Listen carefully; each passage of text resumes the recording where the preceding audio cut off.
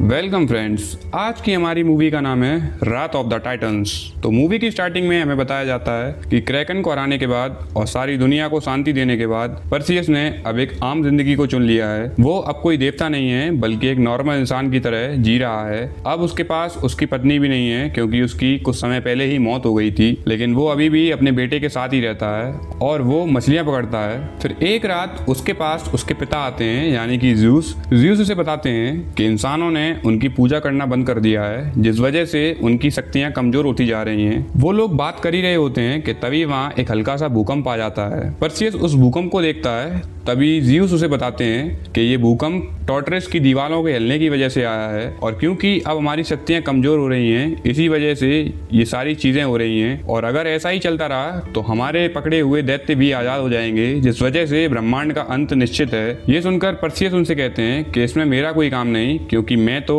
God ही नहीं हूँ, मैं तो एक आम इंसान हूँ। लेकिन ज़्यूस उससे कहते हैं कि तुम मेरे बेटे हो परसियस, ज़्यूस के बेटे। ज़्यूस उनसे कहते हैं कि मैं अपने बेटे के पास मदद मांगने आया हूँ और मुझे पूरी उम्मीद है कि वो मेरी मदद जरूर करेगा। लेकिन परसियस यहाँ पर शांत रहता है, जिस वजह से ज़्यूस यहाँ से चले जाते हैं। यहाँ से जाने के बाद ज़्यूस का बेटा एरिस और पोसाइडन ये तीनों हेडिस के पास जाते हैं, जो कि पाताल लोक का देवता है। ये तीनों लोग हेडिस के पास जाकर उसे कहते हैं कि हम तीनों को अपने हथियार मिलाने होंगे, जिस वजह से वो टॉर्टरेस की दीवारों को दोबारा बना सकते हैं। लेकिन हेडिस उनका ये प्रस्ताव ठुकरा देता है और उन दोनों के ऊपर हमला करने लगता है। उसका इन दोनों पर हमला करने के पीछे एरिस का भी हाथ था, क्योंकि अब एरिस और हेडिस दोनों मिल चुके हैं। क्योंकि अब पोसाइडन और ज़्यूस बूढ़े हो चुके हैं, इसी वजह से वो हेडिस और एरिस से हार जाते हैं और अब हेडिस ने और एरिस ने मिलकर ज़्यूस को बंदी बना लिया था। वो लोग ज़्यूस की शक्तियों से क्रोनोस को जिंदा करना चाहते थे। ये क्रोनोस वही है जो पूरे ब्रह्मांड को मिटाने की शक्ति रखता है। इसके बाद हमें टॉर्टरेस को दिखाया जाता है, जिसकी दीवारों में अब बड़े बड़े छेद हो गए हैं, जिनसे बहुत सारे दैत्य बाहर निकलने लगे हैं। इन्हीं में से एक 2 मुंह वाला ड्रैगन भी बाहर निकलता है, जो सीधे परसियस के गांव पर हमला करता है। परसियस जब ये देखता है तो उससे लड़ने के लिए आता है। अब परसियस उससे लड़ते हुए घायल हो जाता है और वो अपना इलाज कराने के लिए वही गांव में एक बुढ़िया के पास जाता है। वो बूढ़ी औरत उससे कहती है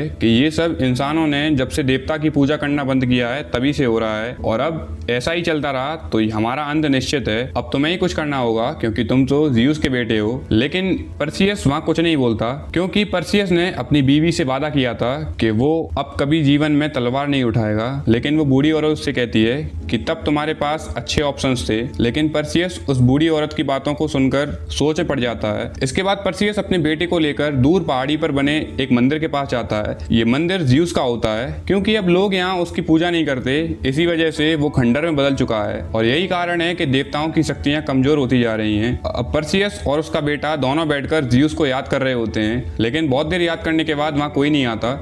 तभी वहाँ पोसाइडन आता है। तभी पोसाइडन उनसे कहता है कि तुम्हारे पिता को हेडिस ने बंदी बना लिया है और अब तुम्हें ही उनकी जान बचानी होगी। ये सुनकर परसियस पोसाइडन से पूछता है कि मैं उनकी मदद कैसे कर सकता हूँ, मुझे रास्ता दिखाइए। पोसाइडन उनसे कहता है कि दूर पहाड़ियों में एक आदमी रहता है जिसका नाम एवेस्टिस है, तुम उसके पास जाओ, वो तुम्हें सारी चीजों को समझा देगा। लेकिन परसियस पोसाइडन को बताता है कि मैं तो आधा इंसान और आधा देवता हूँ, लेकिन मैं ये काम कैसे कर सकता हूँ। लेकिन पोसाइडन ये सुनकर उनसे कहता है कि फिर तो तुम्हें अपने ही जैसे एक आदमी के पास जाना होगा और तुम्हें और उसकी शक्तियों को मिलकर क्रोनोस को हराना होगा। वो उससे कहता है कि मेरा बेटा अचनोर भी तुम्हारे जैसा ही है, जो कि एड्रोमेडा के जेल में कैद है, तुम उसके पास जाओ। उसके बाद तुम उसके साथ एवेस्टिस के पास जाना, जो कि तुम्हें टॉर्टरेस का पूरा नक्शा बता देगा और आगे क्या करना है वो तुम्हें वहीं से पता पड़ेगा। ये कहते ही वो अपना त्रिशूल भी उसी को थमा देता है और उससे कहता है कि अगर मेरा बेटा इस त्रिशूल के लायक हो तो ये त्रिशूल भी उसी को दे देना। ये कहते ही पोसाइडन मिट्टी में बदल जाता है और वो खत्म हो जाता है। इसके बाद परसियस अपने उड़ने वाले पेगासस में बैठता है और अपने बेटे को वहां से जाने को कहता है। वो उड़ते हुए सीधे रानी एड्रोमेडा के पास जाता है। अब रानी उसे पहले से ही जानती थी, क्योंकि उसने और परसियस ने मिलकर क्रैकन को हराया था। इसके बाद परसियस जेल में जाता है जहां पर अचनोर कैद था। अचनोर उसे देखकर पहले तो मुंह फेर लेता है, क्योंकि उसे पता था कि ये जरूर मेरे पिता ने ही इसको भेजा होगा। लेकिन जब परसियस उसे बताता है कि अब तुम्हारे पिता नहीं रहे, ये सुनकर अचनोर उदास हो जाता है। वो उसे सारी बातें बताता है कि कैसे उसके पिता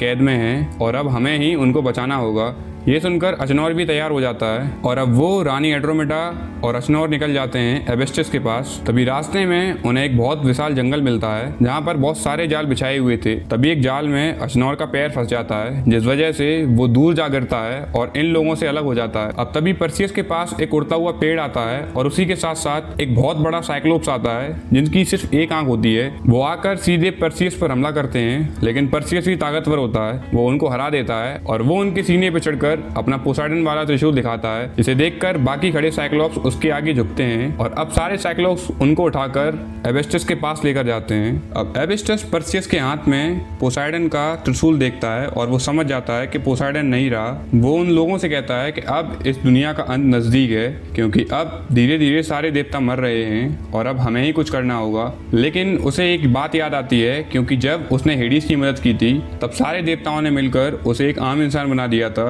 इस वजह से वो उनकी मदद करने से इनकार कर देता है, लेकिन रानी एंड्रोमेडा उसे हिम्मत देती है और उसे ऐसा करने के लिए उत्साह करती है। ये सुनकर एबेस्टस तैयार हो जाता है और उन लोगों को सारी बातें समझाता है। वो उनसे कहता है कि मैंने ये जेल ऐसे बनाई थी कि ये जेल अंदर से बाहर की ओर बने और ये जेल अपने चारों ओर घूमती रहती है, जिस वजह से इससे बाहर निकलना और भी ज्यादा मुश्किल हो जाता है। इसके बाद वो सारे लोग टॉर्टरेस के पास जाने लगते हैं। वो जैसे ही टॉर्टरेस के पास पहुंचते हैं तभी वहाँ एरिस आ जाता है, क्योंकि किसी ने उसे याद किया था। अब एरिस एक जंग का देवता होता है, जिस वजह से वो वहाँ पर खड़े सभी लोगों को मारने लगता है। परसियस भी उससे जीत नहीं पाता और वो भी मात खाने लगता है, लेकिन तभी एबेस्टस उस जेल का दरवाजा खोल देता है और सभी लोग अंदर भागने लगते हैं, लेकिन एरिस एबेस्टस को ही पकड़ लेता है और उसे वहीं जान से मार देता है। इसके बाद अब तीनों लोग अंदर जाने लगते हैं, लेकिन इन्हें पता था कि हमने एक गलत कदम रखा तो हम मारे जाएंगे। इस वजह से वो बहुत संभल कर आगे बढ़ रहे थे। तभी वो चलते चलते ज़्यूस के पास पहुंच जाते हैं, जिनको लावा की जंजीरों से बांधा हुआ था और उनकी सारी एनर्जी को निकाला जा रहा था, जो कि क्रोनोस को भेजी जा रही थी, जिस वजह से क्रोनोस जिंदा हो जाए। हेडिस भी वहीं खड़ा था। अब हेडिस और ज़्यूस आपस में बात कर रहे होते हैं, जिसमें ज़्यूस उससे कहता है कि मैंने तुम्हें तुम्हारे अब तक के काम के लिए माफ कर दिया है, क्या तुम मुझे भी माफ करोगे? लेकिन हेडिस कोई जवाब नहीं देता और तभी वहाँ एरिस आ जाता है। एरिस आकर हेडिस पर हमला कर देता है, क्योंकि उसे ऐसा लगता है कि वो ज़्यूस का साथ देने वाला है। अब वो जैसे ही ज़्यूस के हथियार से हेडिस को मारने वाला होता है, तभी ज़्यूस अपनी शक्ति से उसके हथियार को रोक लेता है। ये देखकर हेडिस के दिल में ज़्यूस के लिए जगह दोबारा बन जाती है। अब वहाँ पर परसियस आ जाता है, जो कि अपने पिता को खोलने लगता है। वो अपने पिता को खोलने की पूरी कोशिश करता है, लेकिन एरिस उसे ऐसा करने से रोकता है। अब दोनों के बीच में भयंकर लड़ाई छिड़ जाती है, लेकिन एरिस परसियस पर भारी पड़ रहा था और उसे रोकने के लिए और रानी एंड्रोमेडा भी आ जाती है और उस पर भारी पड़ने लगती है। और तभी ज़्यूस आजाद हो जाता है और अपनी शक्ति से सभी लोगों को वहां से निकालकर रानी एंड्रोमेडा के इलाके में ले आता है, जहां पर उसकी सेना पहले से ही तैयार थी। वो लोग अब जंग के लिए इकट्ठे होने लगते हैं, लेकिन अब ज़्यूस काफी बूढ़ा हो गया था, क्योंकि उसकी सारी शक्तियां तो क्रोनोस पर आ गई थी और क्रोनोस अब जिंदा भी हो गया था। अब जैसे ही क्रोनोस उठता है तो बहुत बड़ी बड़ी ज्वालामुखी फटने लगती हैं। ये देखकर सभी लोग दंग रह जाते हैं, क्योंकि क्रोनोस एक चलता फिरता ज्वालामुखी ही था।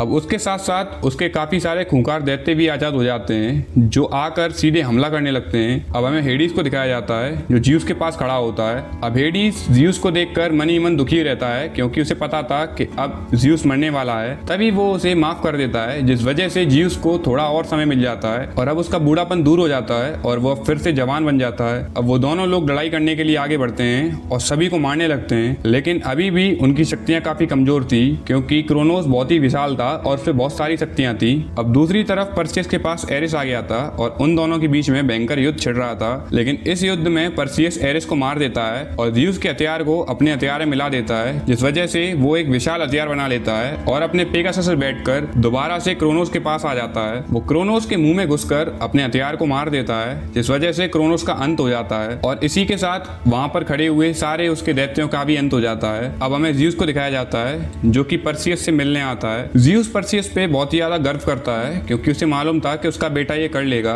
और इसी के साथ ज़्यूस की भी मौत हो जाती है। ये देखकर परसियस काफी उदास हो जाता है। अब हमें हेडिस को दिखाया जाता है, जिसकी सारी शक्तियां खत्म हो गई थी और अब वो भी आम इंसान की जिंदगी जीने के लिए आगे बढ़ता है। अब हमें लास्ट सीन दिखाया जाता है, जहाँ पर परसियस एक चट्टान पे खड़ा होता है और उसके बगल में उसका बेटा भी होता है। वो अपने बेटे को एक तलवार सौंपता है और उससे कहता है कि अब तुम्हें बड़े होकर एक योद्धा बनना है। और इसी के साथ इस मूवी का अंत हो जाता है। अगर मूवी पसंद आई हो तो एक लाइक और सब्सक्राइब जरूर करें। Thank you guys.